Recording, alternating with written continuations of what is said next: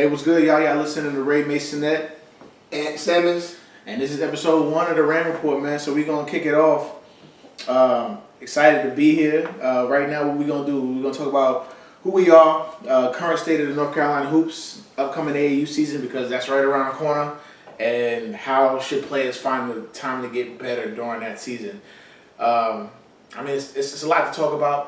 Just to give y'all a quick synopsis, we're not going to be talking long, usually about 30, 45 minutes. Mm-hmm. You know what I'm saying? We don't want to bore y'all because we can talk about this shit all day. All day, fam. So let the people know who you are, man. Let the people know who Ant Simmons is, and I'll let them know who Ray Maisonet is. Well, first off, you know what I'm saying? Thank you for reaching out to me, man. We've been building a relationship over the last 2-3 years now. So to do this is big, man. But I'm Anthony Simmons, Raleigh native. Kinston is my home as well. Also uptown, downtown Switzerland.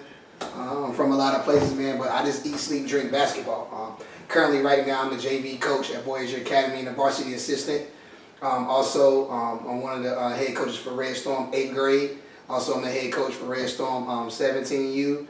And just basketball is my life. I train, I coach, I break down film, I ref, like anything dealing with the game. That's what I do. That's me. So it's off to you. That's dope, man. That's dope. We gotta have an episode about like just Storm. You know what I mean? Like what that means, the AAU program. Anybody wanting to start an AAU program. I mean, everybody's starting them anyway. So I mean, a little bit about me, man. So Ray Maisonet, born and raised in Queens, New York. I was there until about 17 years old. Came to North Carolina about a year and a half after I graduated. I tried my hand at a Division III school called the College of Mount St. Vincent. So just for everybody that knows, like I did hoop, you know what I mean? Like it was serious for a point in time in my life. Then I realized I wasn't getting no taller than 5'8", and I had to let it go. I wanted to chase the bread, so I transferred to Johnson C. Smith University. Charlotte is like my second home now. Got my degree out of there, came to Raleigh for some jobs, and I've been here since 2006. So then I got friends that are heavy into high school basketball, and it kind of made me want to get back into basketball myself. So I figured, what better way than to help kids get better, evaluate them, not so much just scout them, but tell them what they're doing wrong, how to get better, how to make it to the next level, how to avoid some of the same mistakes I made, so they can live out their dreams to the fullest. And I'm here now. Now I can start my own scouting service. I got my own media service, ramprospects.com. Make sure y'all go ahead and check that out. And that's about it, man. That's my story. So, I mean, just for the people, so y'all know who we are. We do this. So, jumping into the next topic, current state of North Carolina hoops, man. Like, so everybody already knows about, North Carolina, it being a hoop state, dubbed by the Ballers Life guys. Shout out to them. It's a dope name. It's a dope ass name. Just recently had 3 McDonald's All-Americans in 2016. Not officially, but technically, we got 2 this year. So I mean, like, what you thinking, man? Like, is it going to keep going the way it is, or is it going to be like in New York? Being from New York, it kind of still hurts my heart to come to the conclusion that we're not the mecca of basketball anymore. Right. It's crazy. That's crazy. And it's like I'm lucked up because I grew up there, and now I'm here now, where it's like North Carolina is the new mecca. Right. You know what I mean? I know Texas had it for a minute. Right. But it's definitely here, man. So like, tell me what you think, what you seeing, what you feel. So I'm glad we starting out with this topic, and I'm gonna break it down on 2 levels so everybody understands really that we know what we're talking about, how serious this is. So I go from just specifically North Carolina, and I kind of let that kind of branch it out. Like, to answer your question, yes, I feel like it's gonna continue to be the hoop state, and the reason why is because North Carolina is one of the only states, one of the few, I'm not going to say only, one of the few states where if you're 39, do still have a hoop dream. You can't say that. Like, I know 15 brothers right now that work real jobs, that as soon as they get off, they're going to play in their city league, or they're going to play in their work league. They're playing in the 3-on-3 league. Right. And kids playing like North Carolina, you hoop. Right. Period. That's what we do. We play basketball. And I think, going into that, like now, you have a lot of heavy players out of North Carolina making their name, whether it's in the pros, Right. whether it's overseas, whether it's college, or whether it's the high school level when they're being nationally known. Like you had PJ Tucker was, one of the original guys from Raleigh to get drafted. Mm-hmm. Mm-hmm. Then you look at that, and that, we go down, and all of a sudden you get a John Wall. Right. He blows up. Not only does he become basically arguably the #1 player in the country, Right. you know what I'm saying, out of his high school class. Ironically, he becomes the #1 player in college, you know what I'm saying, and gets drafted #1. Yep. So if you look at that now, you got Raleigh kids really like, hey, We can do this. we can do this. You know what I'm saying? So like, it's a big deal. That's mind you, I'm not even mentioning Greensboro. Right. Charlotte, I'm not going to disrespect you either. Right. Because it's a lot of hoopers in Charlotte. Perfect example. Kinston has 4 pros too. Kinston, I don't even know if Kinston has 5,000 people. Probably not. Probably not, but you look, you got Jerry Stackhouse. Mm-hmm. You got Reggie Bullock. Right. You got Brandon Ingram. You had Charles Shackelford. You had Cornbread Maxwell. So, I mean, you had Herbert Hill. My fault, that's 6. Right. That's 6. So that's from a small town. Right. You know what I'm saying? So, like that's why what makes North Carolina unique. Like you have outdoor courts everywhere. Right. You know what I'm saying? You have gyms that's always open. You know what I'm saying? Like, so people gonna drive the hoop. And the next thing I want to roll that into is the reason why Hoop State is what it is if you're a college coach, you can't tell me that you don't like North Carolina kids. Like basketball is geographical. Right. What I mean by that is, if you go to Florida, you got a lot of athletic kids. Right. Speed, bounce, strength, skill level. Georgia, you got athletic, size, forwards, shoot it. You know what I'm saying? It goes that way, so you have that too. Mm-hmm. Then you go to North Carolina. The thing about North Carolina, the thing about Raleigh, and I'm a real Raleigh dude. Also, y'all know I'm not lame, so let's go ahead and put it out there. We can establish that. Throw it out. Raleigh dudes or Raleigh people, period, want to be bigger than they naturally are. Right. Like, you can see a Raleigh dude in a school, a coach, walk into a tournament with shades on. Hell, I just did it this past weekend because I was feeling myself because we had a big win. I'm just saying. So, like, because of that, like, North Carolina players pull from a lot of areas. Right. Like, we have a different game. Like, we have a hands up. We're not known for our hand, but we have a hands up. Like, we have hesitations. Like, right. There's certain things we do. Then you push it up to the DMV area where that's just straight, raw toughness. Mm-hmm. You know DMV kids gonna punk you. They're gonna come from the hardest areas in the, you know what I'm saying, around in the cities, and they're gonna get after you. Mm-hmm. Guards fight you. They don't care. Right. Then you get to New York. Handles. We go Midwest. Now we play real basketball. Pick, screen, cut. Big Ten basketball. Right. Big Husky kids. Get to Cali. Right. Get to Cali. You got your Paul Georges, your James Hardens, your DeMar DeRozan. It's a little bit of everything. I feel like Cali, those players are a little bit, they can do a little bit of everything. If you right. really look at the guys like your Jalen Hands, your Sharif O'Neals, you know what I'm saying? Like all those guys, like, you know what I'm saying? Like they're able to do a little bit, you know what I'm saying? Texas kind of the same thing. Right. Better known for bigs, not really got, but North Carolina, when you got a North Carolina kid that's top ranked and he's like that, he's going to eat across the country. You can't tell me that. It's been proven. It's been proven. And like, you know, when I think of when you say Florida, when you say Texas, I automatically think football. Right. I mean, they breed them out there. Like, right. I mean, every year they got 10 people from each of those states going to the draft.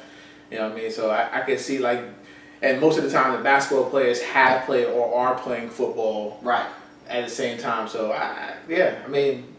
And see, like, it's funny because when you say New York, I'm thinking, like, even the top players recently are now leaving, right? Like, you know, Mo Bambas, he's from Harlem, but he went to school in, like, you know, I got to check my fact for, like, Connecticut or something like that. Mm-hmm. Or I might be thinking about Hamadou.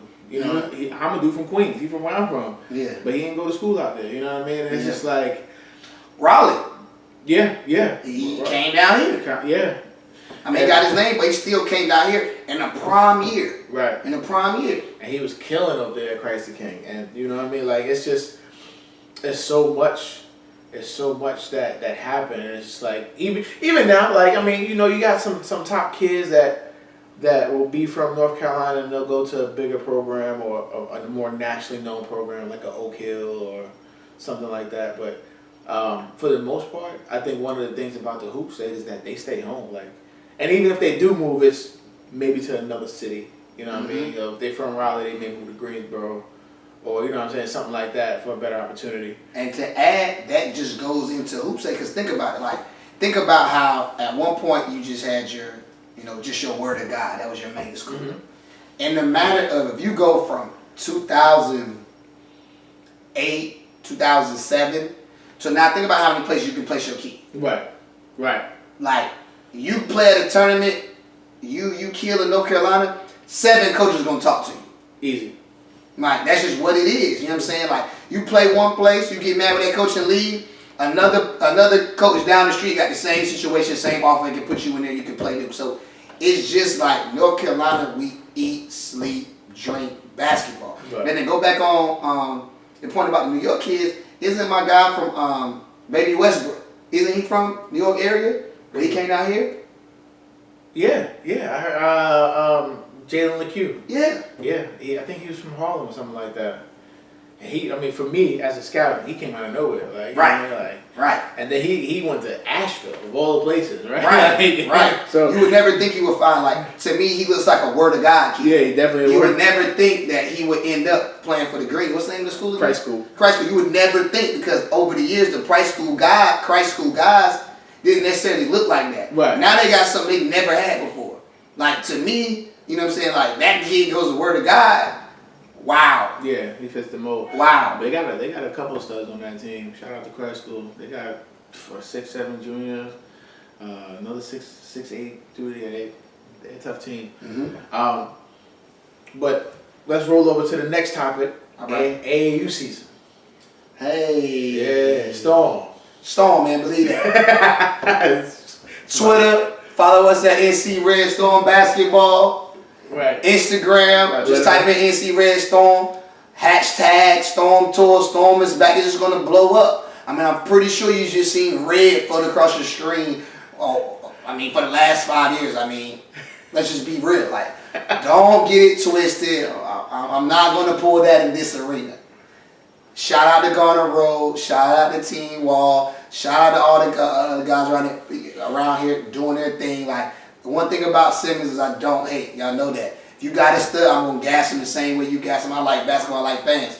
But you know, just like I know, that Storm is in there too, though. It gotta be. Let's just establish that. It gotta be. And we're good. And you know, you bring up a good point, man. It's just a lot of people won't do that. A lot of people won't shout out opposing AAU teams. And I know a lot of them been here for 20 years. Yeah. And then some just sprouted up last week. You know, I mean, and it's all across the board, man. And, you know, one of the things that we want to talk about here is just like, because there's so many different opportunities, right? Shoe circuits, non-shoe circuits, your regular mom and pop teams, but they still play in front of college coaches. Like, if you're a kid today, how do you even start to make a decision on what you want to do? It's hard because, I mean, this conversation is going to get a little rough around the edges. It's going to ruffle some feathers, but this is what it is. Like, it starts, honestly, with parents and coaches. That's where it starts. Which coaches? High school coaches or AAU coaches? AAU coaches, high school coaches, parents. Gotcha. And all in one, like, it starts there. Matter of fact, trainers, high school coaches, AAU coaches, parents. Because what happens is, let's start with parents. Parents have one idea of their child and what they want to see their child do. When I was growing up, my dad said, son, what you want to do? I want to play basketball. So I was blessed enough. I stayed in a 2-parent household. My mom and dad worked real hard, so I was able to have access to things that other people may not. So they put all the tools in front of me or what was needed for me to attack my goal, but they let me they made me understand that it was going to take work. Right. So now watch this. So you have parents, you have the kid that have a goal, right? Does that mean the high school coach has the same goal for them? No, it doesn't. Does that mean the AAU coach has the same goal for them? Nope. Does that mean the trainer has the same goal for them? No. So now you got 1, 2, 3, 4 opinions. And the real opinion that matters is the kid and the parents. Right. That's what matters. The trainer didn't birth him. Right. So you can't, like, the whole getting mad, frustrated. I understand it. I train too, but, like, it's not your kid. Right. It's the mom and dad's kid. High school coach, it's not your kid. Right. AAU coach, it's not your kid. The kid plays for your program. The kid goes to your high school. The kid trusts you to help him with his skills. Right. Period. So the whole "that's my kid" is so bogus to me. Like, it's very bogus to me. I see the other side of it though, right? Like, what else would you call him? Huh? Like, I mean, my player. Okay. My player. Okay. My player. But it's, the reason why I'm saying that though is the feeling behind it. Right. Like, me and you have seen people scrap it out because that's my kid. Right. Oh yeah. I've seen people try to destroy another person's character on social media and destroy all their money because of a kid. Right. So, like, you got to really look at, like, this is some real shit we talking about right now. You know what I'm saying? But not to trying to kind of get away from, but if you ask me right now, the one thing that my parents instilled in me is getting better. Mm-hmm. It's about getting better. These are the facts, ladies and gentlemen. If you can play, somebody is going to find you. That saying has been around since the dinosaurs. If you can play, or if you're good at something, people are going to find you. So that goes into our last topic, but they intertwine, right? Right. So if you are good, right, several coaches find you. Right. You already have the understanding that the goal for me, regardless, is to get better, be promoted to an avenue where coaches will see me. Right. I'll get a scholarship offer to play somewhere right. for 4 years. Right. Right. So how does the kid who already has that focus of getting better make a decision when those somebody, specifically AAU coaches, find them, right? Like, so now they got, they got so many different coaches telling them different things. Some of it's truth, some of it's lies, but they won't know that until it's all said and done. Right. So what's the best way for the kid to kind of cipher through that and ultimately make the best decision for themselves? It kind of goes back to that 4 I put on the table, because it's like, ultimately, the parent and the kid knows how good they really are. Right. They know how much work they put in themselves. You can have a talent scout evaluate you, you're saying, and tell you this, that, and the third, but don't they get it wrong sometimes? A lot of times. I'm guilty of that too. So you got to really look at that situation. Like, the way I break it down is this: like, if you're a top 100 kid, mm-hmm. meaning like you've been playing varsity since the 9th grade mm-hmm. and producing, mm-hmm. or you've been playing on a high level of AAU, 7th, 8th grade. You know what I'm saying? Like, in the years that it matters. And you've dominated your competition. And you are getting letters or contacts from coaches. Not interest mail. To tell you to come to the camp. I have to look in the camera. Not interest mail. Actual phone contact. Then you have to put yourself in the jungle. Gotcha. EYBL Adidas Gauntlet. Because the only way you're going to know what you really are is to lock yourself in that cage with that dog with nowhere to run and do this. Mm-hmm. Because the answer, if you eat them, then you're good. Right. And you need to keep eating. If you fail, you need to really know why and how you fail, and then go back to the lab to work on it. Right. If you're D2, if you're D3, game should not trump skill development. You can't develop skills in game. You can develop experience. Mm-hmm. You can't develop skill. You work on your skill. Right. You show your skill. So you need to work more on your game. So meaning, April and July is live period, right, folks. April and July. So those are the months you should play. March, May, you should be working. Because the thing of it is like, you may kill, but the scout you kill in front of still has to gas you up, and they have to come see you in July. Now, NAIAs, D3s, D2s, they can see you. Right. And see, that's another thing, right? Like, I mean, if you're that dog and you've been locked in the cage with the other dog and you come out on top, or even if you just fair against the other dogs, right? Like, I think the name of the game once you hit that stage is consistency. Right? Exactly. Because how many times has a player piqued the interest of the assistant college coach, and they done talk this kid up to their head coach, and head coach is like, all right, I'm gonna come check him out. And now all of a sudden the kid playing like some trash. And I give you one better. Yeah, I give you one better. Coach, like, yo, what you doing? I've heard this from some of my players, like, and I hope we get to the point where, you know, our voices can reach these kids. You know what I'm saying? They can hear it, because what we're doing is we're trying to help, trying to educate. You know what I'm saying? Talk about something we love. You know what I'm saying? We all trying to grow from this.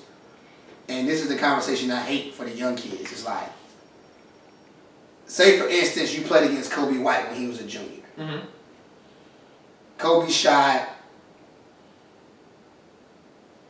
4 for 18. Mm-hmm. They won. You had 12 and 6.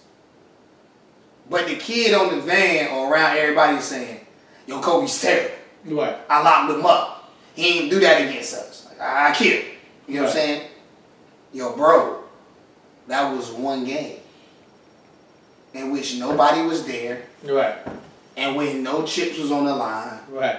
And you're gassing it because for you, that was the game against Kobe. Right. That's your But what you don't understand about Kobe is, and the dogs is, yo, bro, they treat every game like that. Right. I watched Kobe come to the John Wall Invitational and give you show after show after show after show.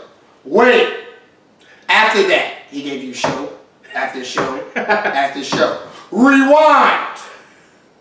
Last year, show after show after show after show. EYBL. Body after body after body after body. So what we talking about? What I'm trying to get you to understand is, you have to kill when you don't feel like it, when you feel like it, and just because he's getting on your nerves. Right. In this world, you take everything personal. You always have to have motivation. You always have to have somebody eat like, yo, somebody say you can't shoot, take it personal and go to the lab. Right. You lost to Heritage, random school. Take it personal and go to the lab. Right. Your teammate beat you in a game of one-on-one after practice. Take it personal, play them again, go to the lab. Right. Anything people say, let it fuel you. Kobe, Jordan, Bron. Think about how many times you just sat back and heard all that. All their life, man. And just ate. That's what it is, man. Like, if people ain't talking about you, you're bums. You're not doing nothing. When people start talking about you, take it personal. Right.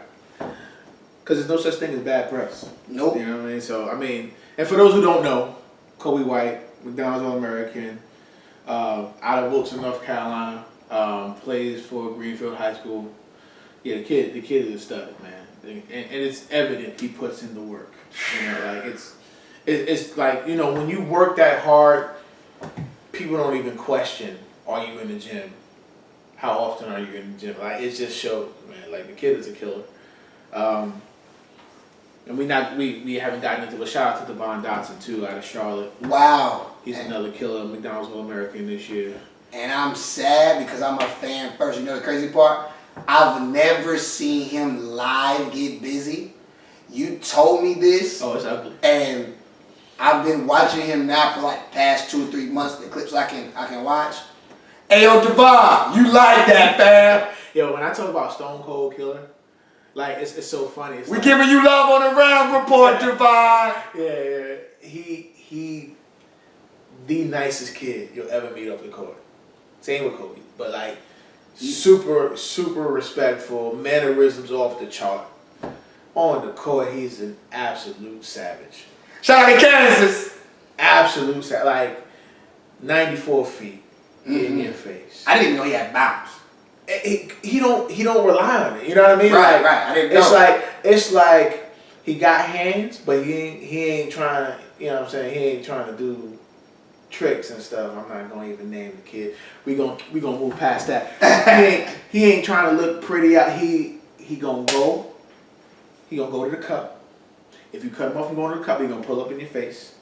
If you guard the pull up, he gonna go and he gonna get that contact and he gonna finish. Hey, and one all day. So yeah, man, it's definitely been a pleasure to watch him over the years, man. He's definitely a throwback type player. If you ever seen him live, you would love him to death, man. Yeah. I'll probably run across the court. For you, Devon. No riding. I'm just a fan. I'm sorry, I'm just a fan. If I pay $5, I can be locked. If I pay $5. So last topic we talked about it. We touched on it a little bit, but like, you know, how do the players find time to get better during AAU season? Because there's the live period, which you said, right? But AAU starts damn near right after high school season, right? That mid-February, March time frame. Right. All the way to about June, right? There's the break in June. Then you start right back up in July, until the end of July. But from the middle of February, or once the high school season is done, middle school season is done, these kids are playing damn near every weekend. Yeah, and it's retarded. It's retarded. So I mean, I'm gonna break it down. Like, I literally asked my kids at Voyager this last week. I kind of challenged them because shout out to my JV boys, man. Voyager Academy, 3 years in a row. Ain't lost a conference game in 3 years. Oh, lost 8 games in 3 years. We handle our business, but it's big. Really, it's preparation. So what I asked him, I was like, I like using analogies. So I was like, yo, do you know what it feels like to actually study for a test? Beat where I'm going, because I'm very big on the mental. Right. To study for a test, and then walk in the room and already know the answers, and then pass it and hand it in to the teacher in like 3 minutes. Yeah. Now that's a skill, right? So they was like, yeah, coach, yeah. They was like, did that? Okay, I'm about to fry you. So let me explain to you. Like, you took the time to study for the test. Right. So what's happened now with this AU and the stuff that's changing is this. It's like, I don't think people understand that in the 80s, the 90s, when AU first came around, there was only one team maybe in the city. So only the elite guys even got opportunity to play for this. So where I'm going with this is like, if you're going to be good at something, you work at it more. Like, perfect example, let's compare rap. Like, you see dudes freestyling in the street, they come up with mixtapes. Right. So all this is putting in work to build up for them to go on tour once a year or be able to go walk into shows. Right. They don't do shows all the time. Right. That's the money time. Right. You know what I'm saying? And so what kids have to understand is, if you're playing more than you're actually working, how you gonna get better? How you gonna get seen? Because the people are evaluating you for your overall understanding of the game. Boys, girls, naked squirrels. The way you get offers is to show your 100% complete understanding of the game. Wait, so I can't get an offer if I drop 40? No, unless it's a CIAA school and it's real late. So I can't get an offer if I dunk on somebody one time? Not once. Not once. But I got bounce. Not once. Do you use your bounce in other areas besides dunk? Does your bounce allow you to get 10 rebounds? Does your bounce allow you to play at the front of the press and disrupt every offense? That's what I'm trying to get you kids to understand, man. It's just like, if you're playing in a lot of games, then you're not working on your body. Right. You're destroying your body. You're not working on your shot. You're not working on your handle. You're literally playing games. Right. So all the money you're spending for the sleeve, the headband, the shoes, compressions, Nike compressions is $45. Easy. Like, why are you not spending that money and that time on working? Because this is what it's supposed to be. If you're really like that, if you're really, really like that, you work, you play first live period in April, you play in July, you go to Virginia to play in Boo Williams. You know what I'm saying? That invitation will make sure you get you a fish basket. Shout out to Boo. Yeah, Yo, Boo. like that. That fish basket, that tender basket's like that. We're coming back. Crazy. I gotta drop the rates. Yo, Storm like that. That boy shot the price up to $600.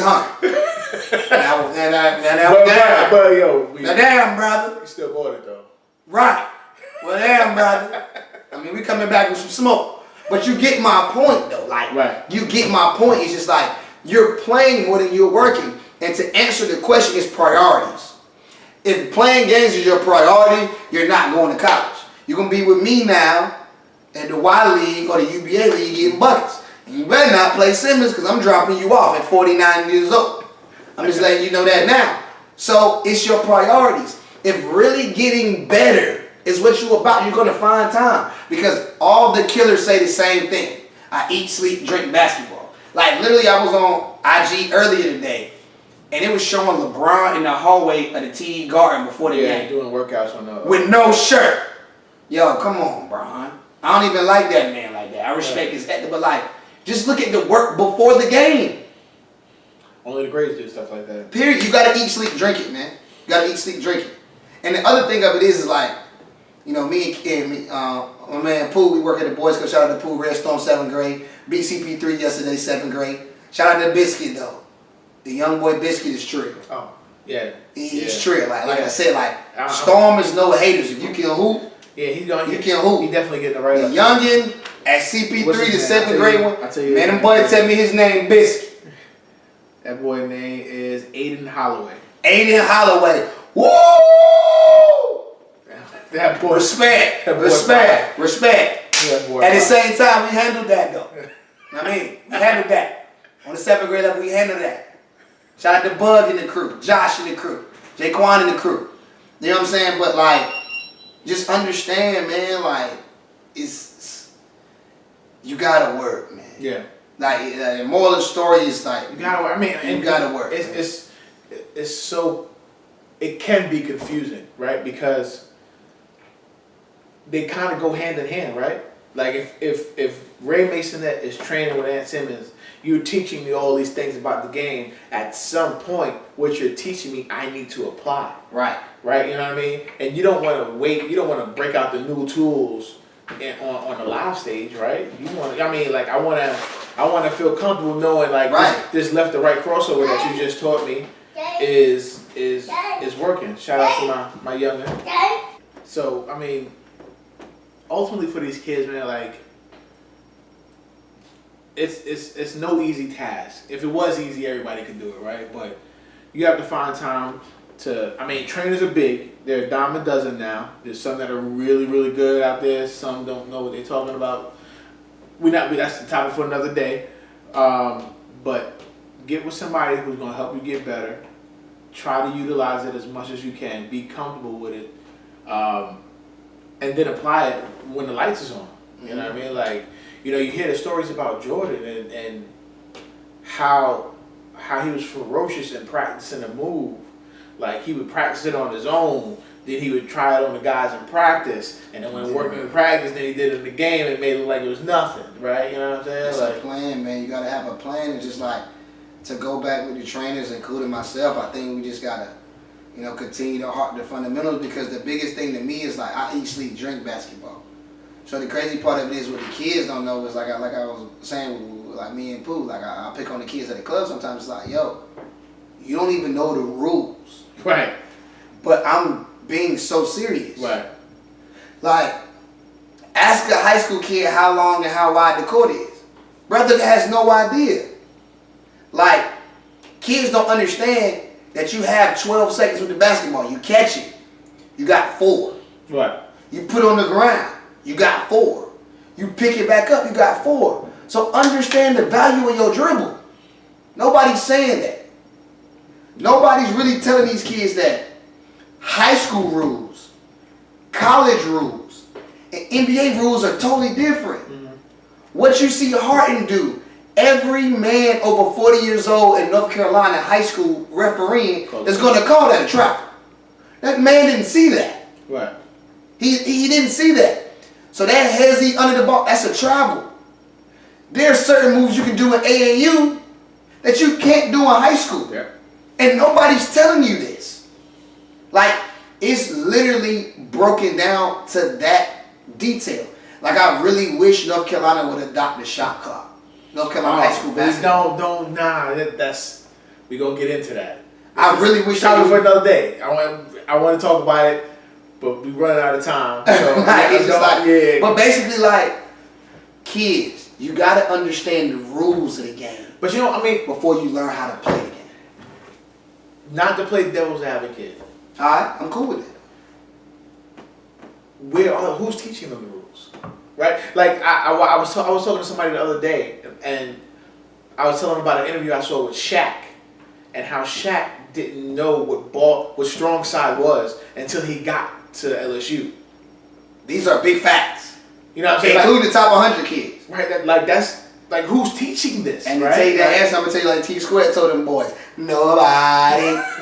Nobody's teaching. Nobody. Listen, man, we wrapping it up, man. Doom. We wrapping it up. Look, nobody. Thanks for listening, man. We need y'all to drop comments, do all of that, man. Positive, negative, hate, don't hate. You know, I need it all. You know, but I'm definitely open to constructive criticism. You know what I mean? Be nice, be mean, be a jerk. It's whatever, man. You know what I mean? We can take it. I'm here, and I'm gonna be here every week. So every week. It is what it is, man. Thank y'all for listening.